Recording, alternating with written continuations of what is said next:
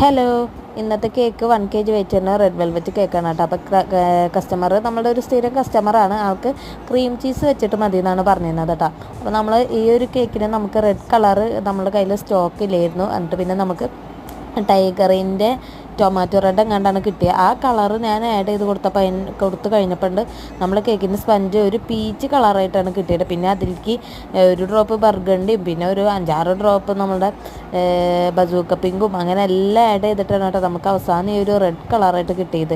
കസ്റ്റമറിന് മൊത്തത്തിൽ റെഡ് വേണമെന്ന് പറഞ്ഞിരുന്നു. ആളുടെ ഹസ്ബൻഡിൻ്റെ ബർത്ത്ഡേക്ക് സർപ്രൈസ് കൊടുക്കാനാണ് കേട്ടോ. അപ്പോൾ ക്രീം ചീസ് ഫ്രോസ്റ്റിംഗ് ആയിരുന്നു. നമ്മൾ മിൽക്ക് മെയ്ഡും വൈറ്റ് ഫോറസ്റ്റും പിന്നെ ക്രീം ചീസായിട്ടുള്ള ക്രീമുമാണ് നമ്മൾ ഫില്ലിങ്ങിന് ഉള്ളിൽ വെച്ച് കൊടുത്തിരുന്നത് കേട്ടോ. കേക്കിന് ഫൈനൽ ലുക്കൊക്കെ നമ്മൾ അടുത്തൊരു വീഡിയോയിൽ കാണിക്കുന്നുണ്ട്.